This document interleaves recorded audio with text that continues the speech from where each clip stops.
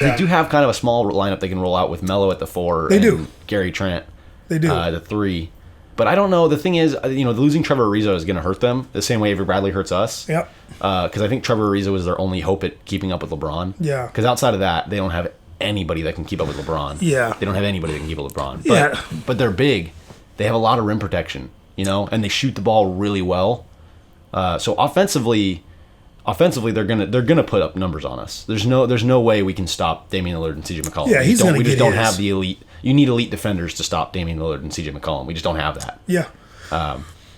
But it's just it's a scary team for me. Yeah. You're less scared. But Yeah, I'm less scared, and not just because I'm overconfident as a Laker fan. It's just I look at Portland, and the first thing I always bring up is that they have no matchup for LeBron, which you already kind of touched on a little bit.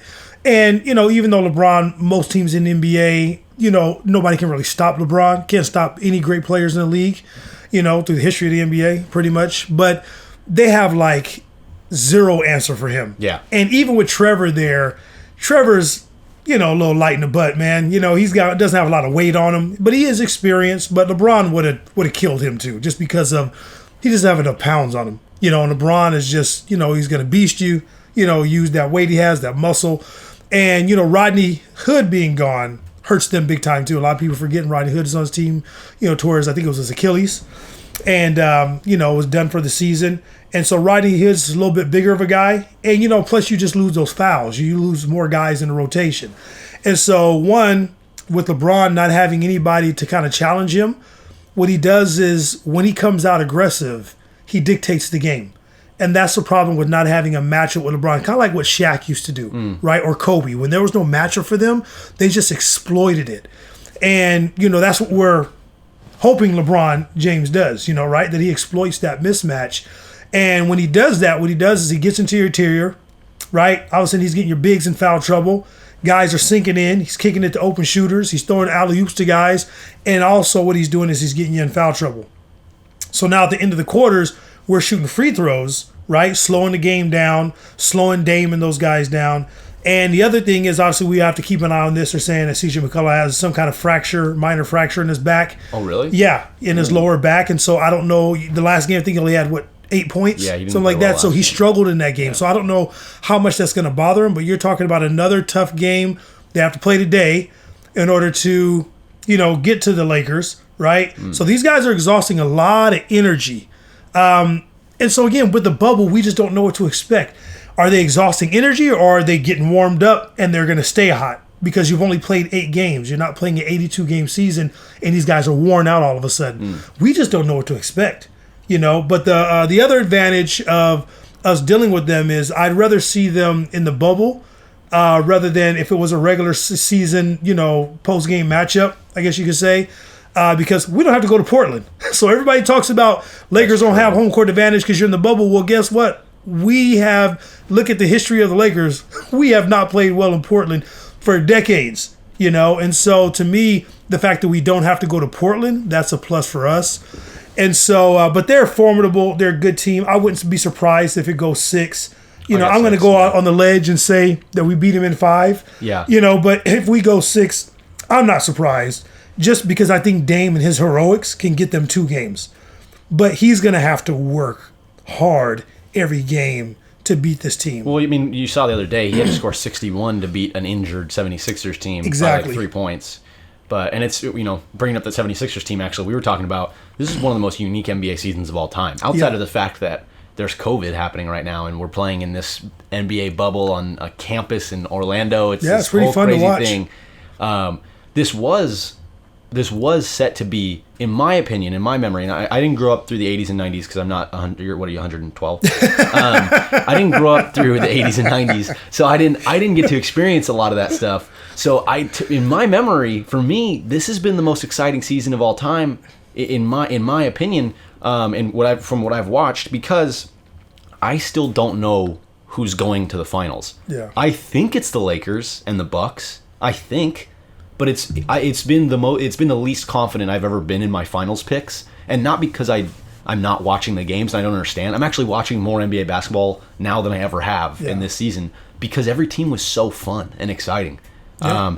I mean, there's this weird thing where Denver has no point guard and their best passers are their big men.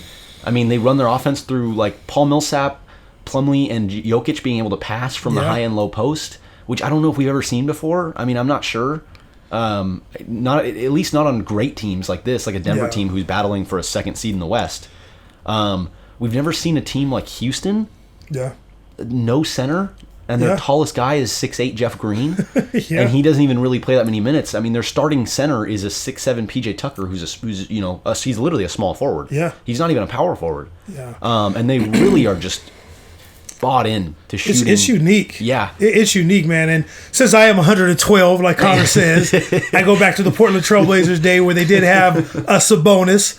And Sabonis, when he played on that Portland team, that was loaded. And speaking of Denver, I'm going to make this, contrast between these two teams.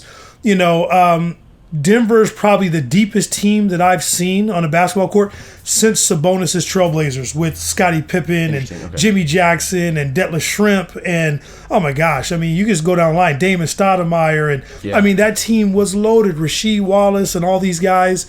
And so that was a very deep basketball team. What year was that? Was that early? That was early 2000s, right? That was that was early 2000s because that's the 90s? team that the Lakers beat to win on the way to winning their first championship. Oh, okay. Yeah, because they beat them and they were down, I think, 15 in the fourth quarter. We had that amazing comeback, and then we ended up, going to the finals. I think beating Indiana Pacers that year in the finals. But had the Lakers not beat that team, that Portland Trailblazers team would have been a championship caliber. It would have been a championship team. There's no way Indiana's beating that team. So, but Sabonis, they kind of ran some of the offense to him, even though they had Damon Stoudemire and they had point guards. They even had Steve Smith on that team who could play the point a little bit. I mean, Scottie Pippen was on that team and he could play point forward. But they ran a lot of offense through Sabonis because he was such a great passer. European game, all that stuff. So, seen a little bit of that before. And it's a little different than Shaq. Shaq, pass to him, he's kind of just looking, hit the open guy. Yeah. No, Joker, actually, they run the offense through him. It's crazy, man. It is a different style of basketball. So what it is, I mean, it's if we're talking about the last time we've seen something like this is early 2000s, it's a once in a generational thing, right? Yeah. Because that's like one generation removed. Yes. You see a team like this. I don't have any history in my head right now of a team like the Rockets where they're that small. I mean, there's been small ball teams. Yeah. But not as successful as Houston. No. Either, and it's such a crazy thing. For the last 5 years, we've been watching the Golden State Warriors shoot their way to finals, and they have this ball movement, pounding defense, small ball, shoot the other team off the floor, get the fans involved. It's been this play style that was adopted by most of the league. Yeah. Most of the league started building their teams, and it started with LeBron in Miami. Most of their teams started building most franchises started building their teams to be a team where you have a couple guys that can get to the bucket, and then everybody else around them is shooters. Milwaukee did it with Giannis. Having KD being able to get to the bucket and being a force inside helped the Warriors win their last couple of championships. But this has been the first season. There's different play styles all around the league. Yeah. And I mean, you look at teams like Philly where they're huge. They've got like 4 power forward / centers. Yeah, I mean, they've team. got 4 guys that are huge. Yeah. It's just such a unique, once in a generational NBA season. And I think that a lot of these guys have contracts where they're going to be staying on their teams for a while. I think we're going to see a similar thing next season. Yeah. I think next season is going to be just as fun. Yeah. Hopefully AD resigns with the Lakers. I think he will. But I mean, crazier things have happened, so we'll see. But it's just crazy, man. It's such a fun season. Talking about Philly too, which I just mentioned. There's some trouble in Philly, in my opinion. Yeah. There's some stuff going on in It Houston seems like too there right always now. is. But Embiid's got to go. For me, it's Embiid. Okay. I think in this league, it's better to build around Simmons and get some shooters and space the floor a little bit more. I think that the Tobias Harris, Ben Simmons, Al Horford looks better than Tobias Harris, Al Horford, Joel Embiid to me. That just doesn't make sense to me. I like the Ben Simmons in that big three much better. Yeah. I think they could get a really nice trade package for Embiid and get maybe a really nice point guard, really nice shooting guard. I don't know where from. Maybe they can maybe they can get something worked out with the Wizards. Maybe try to get Bradley Beal. Yeah. Try to get something worked out with a lower level team. Maybe Chicago, and go out and get Zach LaVine, someone who can shoot a little bit more, score a little bit more, more of a guard and wing type player. Yeah. Yeah. This is always a tough one, because what makes this so tough of who do you stick with, Joel Embiid or Ben Simmons, is that both of them have dealt with injuries, right? So if I had my way and we're taking injuries aside, I'm keeping Joel Embiid. Because when he's healthy, he's the best big man in the league, even better than Anthony Davis. I mean, he's unstoppable.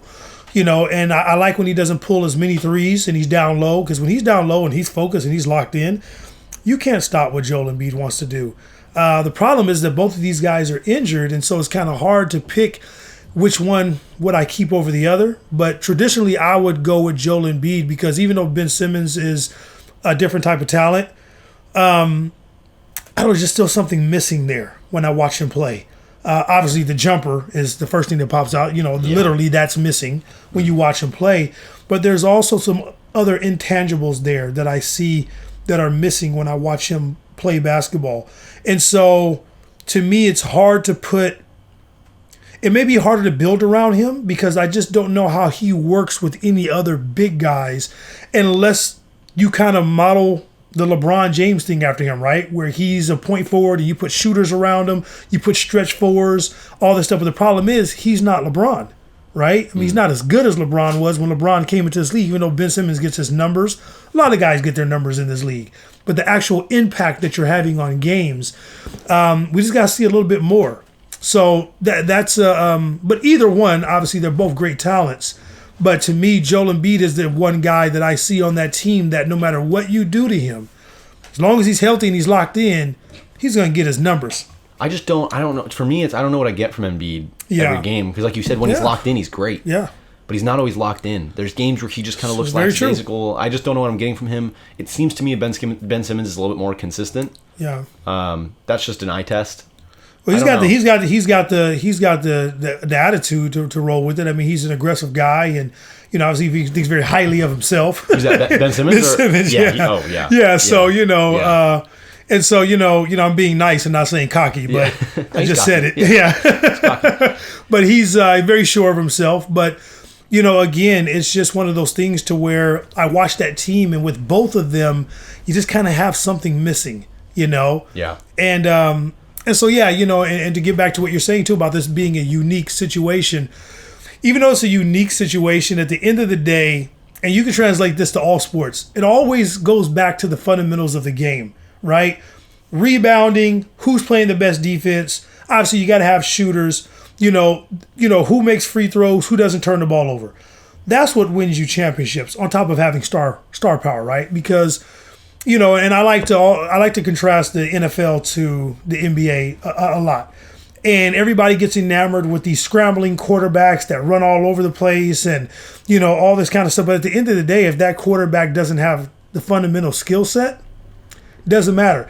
And if you can't play defense in the NFL, doesn't matter. When it comes down to it, you get back to the basics when you get into these 7-game series. And although Houston... they're fun to watch, they're unorthodox, all those things, we always see them get knocked out in the second round, right? Or you don't get past the Western Conference Finals, because at the end of the day, those fundamentals are always going to come back to play in what basketball is. It's always going to come back to the core of what basketball was meant, how it was meant to be played, right? And so you can throw these gimmicks out there, you can do this stuff, but that's why D'Antoni is still sitting around without a championship ring, right? Even though every year you have had successful teams. And the team he actually should have won a championship with was the Steve Nash, Amari Stoudemire, Sean Marion team. That team was actually built the right way for the style that he likes to play, and they still couldn't win a championship. And you had phenomenal talent on that team. So even though Houston, they're fun to watch, James Harden, I mean, obviously is doing some crazy things, offensively. You put some numbers out there. You look up in all of his guys, for the most part, they end up injured. You go to New York where he coached. You look at Phoenix where he coached. He ran Kobe and Steve Nash and these guys to the ground in LA. Melo, everywhere he coaches, guys get run to the ground. What are we looking at today? What pops up on our phone? Westbrook is dealing with the strained quad. Why? Because you're out there running guys up and down. You don't change your style of play. and Mike D'Antoni makes no adjustments. So even though it's going to be fun to watch, looks like we'll probably get them in the second round. Yeah. We get past Portland. If they get past Oklahoma City, we could possibly get Houston in the second round, right? And again, it's going to be fun to watch them play against the Lakers because it's two contrasting styles. But at the same time, man, at the end of the day, basketball is always going to be winning basketball. It's always going to be played the same way, right? Yeah. No matter what you do and what new gimmicks you come out with. You look at the champion and who's holding that trophy at the end of the season. And let me interject and say this one last thing. Yeah, go ahead. I think it's a misconception that Golden State has played small ball for the most part. And you look at their championship teams, they always had three bigs. Always. I think their first championship, they had Festus Ezeli, Mo Spates, and they had David West. No, Andrew Bogut. Oh, that's right. Okay, so Andrew Bogut, right? That was their first one. I think going around to their second round, you got JaVale McGee, you got David West, you got Zaza Pachulia. So when you look at them, they always had a lineup of two or three bigs, and then they drafted the kid out of UCLA. I'm forgetting his name right now, but he plays for them now. But he's been injured. But they always Kevon Looney. Yeah, they had Kevon Looney. So they had Kevon Looney, the last time around with KD and those guys, along with... I think the small ball thing with them comes from their best lineup was, exactly. Yeah, I agree. Steph, KD, Iguodala, Draymond, KD. Yes. I'm sorry, Steph, what did I say? Steph, Clay. That's what I meant to say. Steph and Clay, not Steph, KD. Steph, Clay, Draymond, Iggy, KD. That's one of the best lineups we've ever seen rolled out in NBA history. I mean, that's one of the greatest...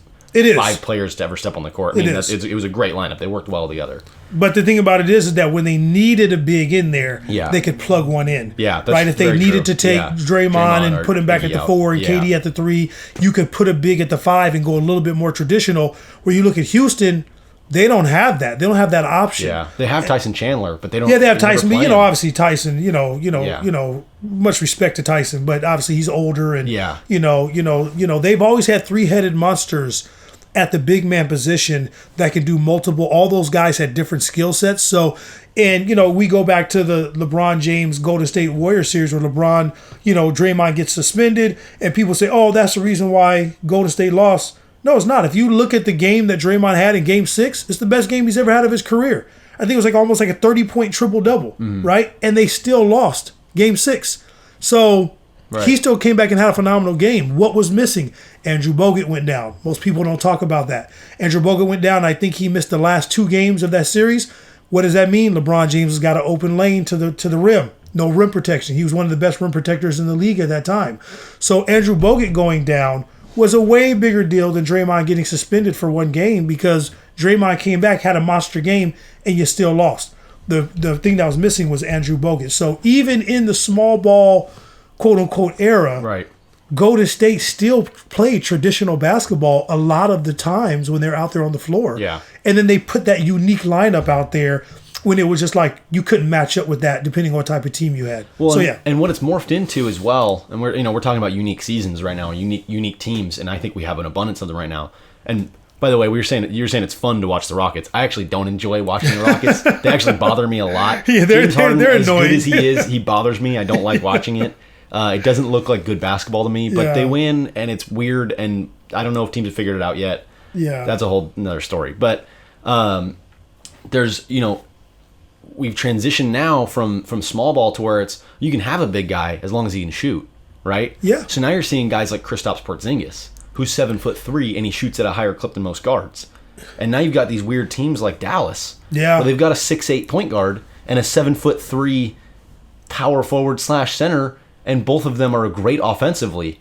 And that's another thing. I don't know if we've ever seen a 6'8" point guard and a 7'3" center that can shoot. Because obviously the Lakers had 6'9" Magic and 7'2" Kareem, but neither of them were really shooting many threes. Yeah, you know what I mean. So it's like it's just such a different time, and there's so many cool teams out there right now. And I'll tell you this real quick, man. I saw Luka play live. I went to the Dallas Mavericks game, and however big anybody thinks he is, think bigger than that.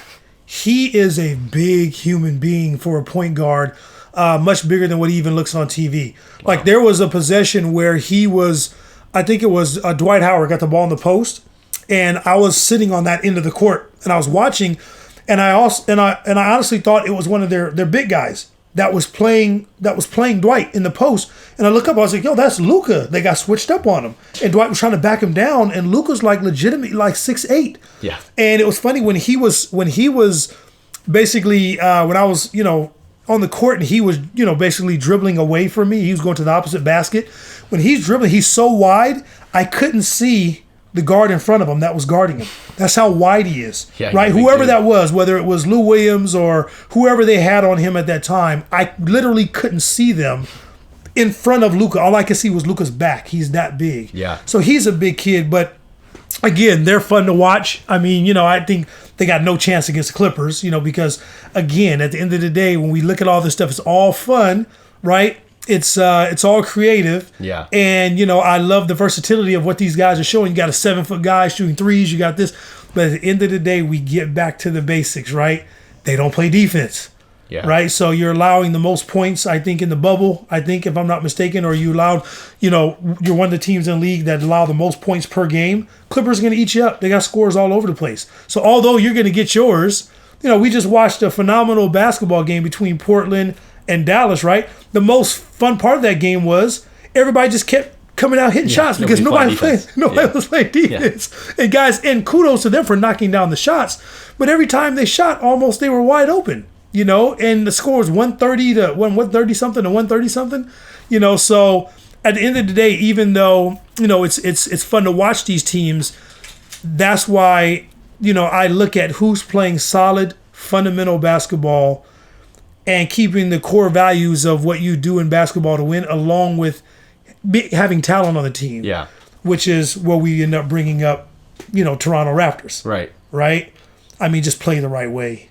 They play defense. They move the ball. They rebound well. They're long. They're athletic. Those are the type of teams that really scare me, as opposed to these teams that show us some cool stuff, but underneath they're still not playing championship style basketball. Even the Raptors are a unique team. They are 2 point guards and a point forward in Siakam. They've got a power forward that can take the ball up the floor. He can kind of create his own shot a little bit. He's gotten better at that this season. He has a little bit of a post game. He rebounds in defense. He's a jack of all trades. He does everything. Yeah. And they run 2 point guards, Kyle Lowry and Fred VanVleet at the same time. So even them, in my opinion, even they're an interesting team. And they have Marc Gasol, who's a guy kind of similar to Jokic. He could fit into the Denver system where he's kind of like a pass first center almost. Yeah. But even they're a unique team. But they do all the little things. Yeah, right. They're unique, but they're also traditional too. There's some traditional things about them. Compare them to Isaiah Thomas's, Joe Dumars Detroit Pistons, right? Okay. Similar stuff there. You got two guards in the backcourt that can interchange, right? Marc Gasol obviously can step out and shoot the three every once in a while. Bill Laimbeer, he's kind of similar, tough guy, can play in the post a little bit, can also go out and shoot the three. You got traditional power forwards with I always forget his name, man, from Oklahoma City, power Serge forward. Ibaka. Thank you. Yeah. I always forget Serge's name. Sorry, Serge. But if you're even watching this, Serge, big ups to you, man. But kudos on your fashion game, brother. Love the scars. Yeah. But Serge, you can put him in as a traditional power forward. And then Siakam is pretty much almost like your traditional small forward, three guy. He can shoot a little bit, take it to the hole. So, I'm not saying they are the Detroit Pistons, but I'm saying we've seen that model of basketball before. Yeah. They have a few more things they can throw at you than Toronto can offensively. But, when you look at the way that they play, they still can get down to a traditional style of basketball, right? And I think that's where, again, it's fun watching all of this stuff. It's fun watching Dame go off and score 60 points. But I bring this point up all the time. Name me one scoring point guard who's actually won the championship. And hold on, before you guys say Isaiah Thomas is a point guard that could score. Right. Because if you told Isaiah Thomas, you put him on that dream team in 1992 and said, hey, we just need you to run this team, he can come in and just play point guard. He's naturally a point guard. He just happened to be a great point guard that could actually score also, right? And so, and then obviously we got AI who got there but lost to the Lakers. And even with AI, look how unique that situation was. They literally built that team around him. Defensive guys, rebounders, glue guys, all that kind of stuff. And you just go out and shoot the basketball. Eric Snow, wasn't a guy that cared if he got buckets or not. Aaron McKee wasn't going to complain ever. And so they had the perfect guys around AI to make that work. But outside of that, and again, AI didn't win a championship. What scoring point guard has ever won a championship? So that's why all this stuff is great to watch, and it's fun. I know I'm trying to rain on anybody's parade, but at the end of the day, when we get down to it, none of that stuff matters if you don't have the essential things that are put in place to actually win a championship, right? You look at, again, I'm going to go back to football. You look at Kansas City Chiefs. There's a lot of flash there, right? Patrick Mahomes, Travis Kelce, is an athletic tight end. You got all this stuff going. Tyreek Hill is a guy, one of the fastest guys in the league. But at the end of the day, they played defense. They ran the ball well. They threw the ball well. They didn't turn the ball over, right? They had a pretty good running. They had a really good running game. The basics of winning a Super Bowl championship, they still had it. They just had some flash to go with it. Right? And so whoever we see win a championship, even in this bubble, even though we're seeing guys break out, when we look at who's holding up that trophy at the end of the day, it's going to be the team that is still playing basketball the way it was kind of meant to be played. Right? And so that's why I'm getting back to Dame and the Portland Trailblazers, even though he is a monster. Like we said, look how hard he has to work to get his points. And, the reason why I'm confident against them is because, one, he'll get his. But, gosh, you got to shoot 35-footers and 30-footers consistently and knock those down on a consistent basis to beat a championship caliber team. It's just tough to do.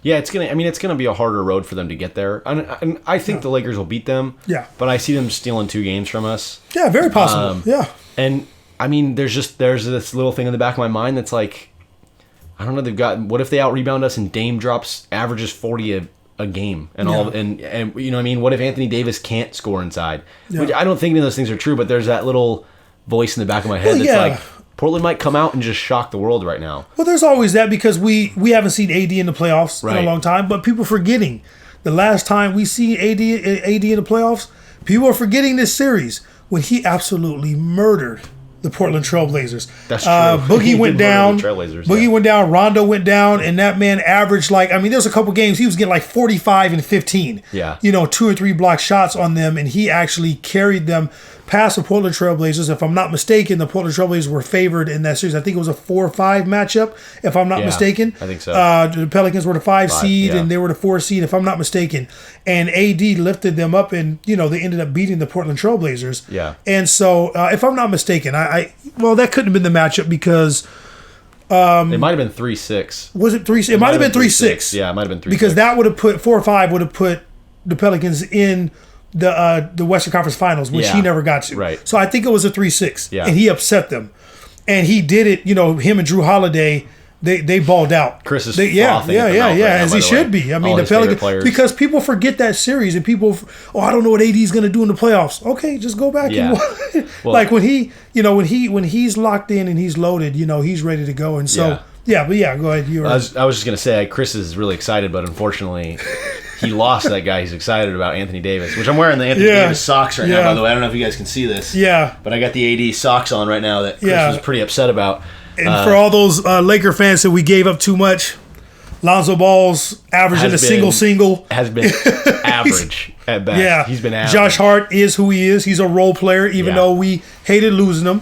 He's a role player, Laker fans. People were crying, oh my gosh, we lost Josh Hart. I love Josh Hart just as much as the next man. But he's a role player. You give him up for AD. Should we do let's play the all not NBA bubble team. Yes. Starting point guard Lonzo Ball. Yes, unfortunately. Starting shooting guard is Danny Green. By the way. Danny's killing us. Building a house with bricks he is. Recently. He's killing us, man. It's been bad. And if you were to do the opposite of that, by the way, all NBA bubble team, T.J. Warren out of nowhere. Oh man, Michael Porter Jr. out of nowhere. Yeah. Which I guess I shouldn't say out of nowhere. Yeah. He was supposed to be the number one pick in the draft. Yeah. Got passed up. This kid's a star, man. He's a stud. Denver, by the way, looks really good for their future. They do. Jokic signs back there, and they can build this big three. I thought Joker signed already. Did he? Yeah, I thought Joker signed, and I thought they took care of the Joker and Jamal Murray. Those guys they take care of Jamal Murray. I forgot about Jokic. Maybe they did. Yeah, maybe they did. But if they can, Dude, 5 years down the road. Yeah. Well, they want to have Millsap come this summer. He's expired, but they can replace him. You got Bobo now. You got Jeremy Grant, right? Yeah, I mean, he's a serviceable stretch four. He's a great player. Yeah, and they're loaded. I forgot Bull. All of a sudden, there you go. Yeah. There's our All NBA. And look how versatile. Right. and look how versatile they are. Right. I think Jeremy Grant in a big game. I think it was a double overtime game. He had 24. Yeah. I think that was against the Clippers. Did they go double overtime? I don't remember. Okay, they had double overtime game. He scored 24. Didn't play the next game, which I think was against us. Had 0 minutes, and then dropped 30. I think last night. Yeah. Right. He's good. And so you got this guy. He's just an extra dude on your team. And so just amazing how Gary Harris is a great 3-and-D shooting guard. Yeah. So I mean, if that's their 5 going forward for the next couple seasons, if they can keep that together for 3 seasons, they might be better than the Clippers in a couple of years. I've already gone out and said that if the Clippers and Denver meet this playoffs, I think Denver can beat them. They're supposed to before the Western Conference Finals, right? With the seeding, I think if the seeding stays the way it is right now, we get Houston in the second round. They get Utah. Denver. Yeah, they get Denver in the second round. Assuming everybody wins. Well, Denver, because Denver's playing Utah in the first round. Yeah. So no, they're playing. This Denver, Utah, and it's that's right. It's Houston. You're right. I'm sorry. Yeah. And it's Houston. I forgot. OKC. Houston, OKC is the 4th seed. Yeah. So Isn't it's that Houston. nuts? I know it's crazy. So you got Houston, OKC in the first round, and you got Denver, Utah. Denver's going to smash Utah, and then Denver's going to see the Clippers in the second round. I don't know if they'll smash. I think that's going to go 7 games. You think so? Because did you watch their game the other day? Who, Utah? Utah and Denver. Utah is just, gosh, there's just something missing there. Obviously, they're missing Bogdanović. Yeah. But and actually Utah matches up pretty decently with them. Well, their game the other day I think went to overtime, or it was a close fourth quarter. Oh no, I can't remember if it was either a close fourth quarter or it went to overtime. Yeah. But it looked like they were battling. But it's hard to know who's playing hard in these games and who's tinkering with the rotation. I think they're going to go 7, man. I think Utah and Denver's going to go 7. I think they go 5. I think Denver and the Clippers are going to go 7. Yeah. Oh, I think that's going 7. I think I give the Denver Nuggets a very good chance to beat the LA Clippers. Yes, I do. Well, the reason I would actually maybe agree with you that is because I don't think anybody can keep up with Jokic. No, I don't, because Trez is too light. Jokic is just too big Trez has got to worry about Millsap and they got they got size, man, and that's the only reason why I give them the edge. No disrespect to the Clippers, that's the only reason why I give them the edge over the Clippers. And again, this is not a Clipper hating thing. Before the season started, and I was wrong on this, but before the season started, I had the Denver Nuggets as the biggest threat to the Lakers as far as getting the number 1 seed in the West. Yeah. I didn't say they were going to be the better team or not, but I'm saying I thought the number 1 seed in the Western Conference was going to be the Denver Nuggets coming into this year. They looked like one of those really good regular season. And just coming off of what they did last year, right? Yeah. They're building off what they did last year. You're adding more guys, more experience. You throw in a couple more pieces this year, and then of course Michael Porter Jr. coming out of nowhere. Dude, he's gonna. It's huge. Bobo. All these guys they've added. And then I saw that they got, the Grant kid from OKC. That was like a throw-in trade. I'm like, what? Just loaded. Well, and they're guys that they've drafted really well. Nobody talks about how well Denver's drafted, by the way. Nobody's really mentioned this, but Monte Morris is a great point guard off the bench for them. Yes. He's done everything they need. Well, look at the guys that were in the game against the Lakers the other day. I mean, it was like their third string, and those guys couldn't miss anything. They have the small forward, too, that's a great 3-and-D guy. I'm forgetting his name. Is it Troy or something? Yes. He's a kid. Trey, he's a kid that played whoever he is. I'm sorry, man, because they got different names on the back of the jerseys now, so they got to look on the bottom of the jersey to find out who these guys is that we don't know who they are. Yeah. I mean, but they are loaded with. And we haven't even talked about Will Barton. I know. You mentioned Will He's Barton. been out, so he's coming back. Yeah. So, and here's the thing: I think they compete with Clippers for one of the most loaded teams in terms of how deep you are. Oh yeah. I mean, you can tell the best 3 teams in the league, or the best 3 teams in the West, and you could maybe even go as far as the league, are all loaded with their bench. Yeah. I think the Lakers have a good bench, regardless of what people maybe say or don't say about the Lakers. Yeah. I think the Clippers have a good bench, and I think the Denver Nuggets are probably the deepest team in the West and maybe the league. They might be the deepest team in the league. Yeah. Obviously, they'd be competing with Toronto maybe for that. Yeah. And I think Boston. I think if you ask, my opinion on this is Toronto's bench is probably put together the best. Doesn't mean that they have the most talent or the biggest names, right? Mm-hmm. Because that's one of the biggest, beefs that I had with when the Clippers were putting their team together and we were putting our team together. Clipper fans were just getting excited by the names. Oh, Reggie Jackson. Oh, we got the. But does it fit? Because Reggie Jackson, what's he supposed to come into your lineup and do? Score? You already got scores. They don't need a score in their second year. That's what you got Lou Williams and Montrezl Harrell for, right? Oh, we got the Morris twin. And the Morris twin is going to help them, no doubt. But again, and it looks like he's settling more into his role, but this is a guy who came over averaging 17 points a game from the Knicks, shooting whenever he wanted to. And all of a sudden, he came over to the Clippers thinking he's supposed to play the same way. So even though they got big names and they got talent, and some of their guys may be even more talented than the guys on the Lakers bench, what's the fit? And I think Toronto, out of all the teams that have the deepest benches, their guys just seem to fit better than anybody else's coming in after the starters or mixing in with the starters. Well, they've got like, Serge Ibaka obviously has been great off the bench because I think what they've been doing is they're starting, it's Van Fleet and Lowry. Siakam's the 4, I think, and then the 3. And are they starting Anunoby, right? I think they start Anunoby. Yeah. I'm sorry. Yeah, I always say his name wrong. That's okay. It's a tough thing. I don't know if I said it right. I might be wrong. And then Marc Gasol, and then off the bench it's Ibaka, and they have that Chris Boucher kid who's been a great rim protector and shooter for them. They're loaded, man. They're a solid team. And OG, I read a thing on him, which a lot of people aren't gonna probably read this stuff or pay attention to it, but they said that analytically and all these things, he's the best on the ball defensive player in the entire NBA. That's crazy. They said when you actually watch a game, it's not even just analytics and numbers. They said just watch a game. When you swing the ball his way, most players don't want to dribble more than twice in front of him before they're moving the basketball.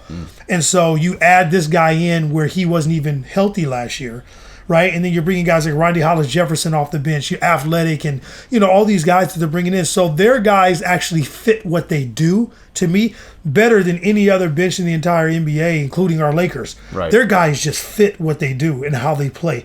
He can just literally rotate one guy in after another, and the level of play stays here. Yeah. And so that's why they're so dangerous. Again, what a fun season. It is. There's how many teams right now that we're looking at where we're like, maybe they could make the finals. I don't know. Because when this thing started, it was clear cut Milwaukee Clippers or Milwaukee Lakers. Yeah. That's where everybody was at. Yeah. Now we're looking at this thing like, man, if Denver gets on a nice hot streak and they're playing the right way, Denver could win the Western Conference and end up in the finals. Yeah. Lakers could, Clippers could. We'll see what some of these other teams do. And then you look on the Eastern Conference. We said the whole year, it's Milwaukee. Now we're looking at Toronto. Yeah. And we're looking at what they're doing, and you're like, not so fast. Well, don't count out Boston and Miami either. Don't count out Boston. Yes. Boston and Miami are both great teams.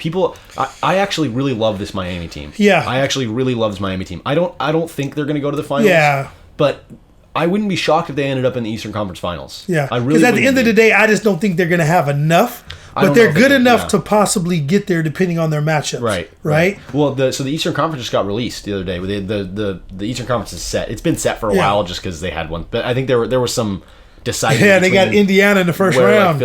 So it's going to be the Bucks are going to steamroll the Magic. That's pretty obvious. And then Toronto is 2, right? Yeah, and Toronto has who do they have? Who's number 7? Yeah, I'm totally drawing a blank. Who's 7 in Nets. The Nets. Yeah, Toronto has the Nets. They're going to steamroll the Nets. Yeah. And then 3 was Boston. I think Boston has Philly, don't they? I think so. To 6? I think so. And then it's Miami. It's the 4-5 matchup with Miami and Indiana. That Miami Indiana series is going to be fun. It's going to be fun. It's going to be a really good series. All the other series, it's going to be a blowout. But Miami's going to roll them up, And the thing about it is, and we'll see what TJ Warren keeps doing. But when they actually decide to get serious with him, he scored 12 points in the first half. Yeah, he ended the game with 12 points. Yeah, So Jimmy Butler was like, we're not having that. I think it's pretty clear we're going to see Miami Bucks in the second round. Yeah. And I watched Milwaukee play Miami, and I don't know. It looks like Miami knows the defensive scheme for them. I don't know. It's going to be fun. The Bucks are great. The Bucks are a great squad. Don't get me wrong. They're a great team, and they're probably going to win. But don't be shocked if it goes 6 or 7. Yeah. Because Miami they have a really good system in place there,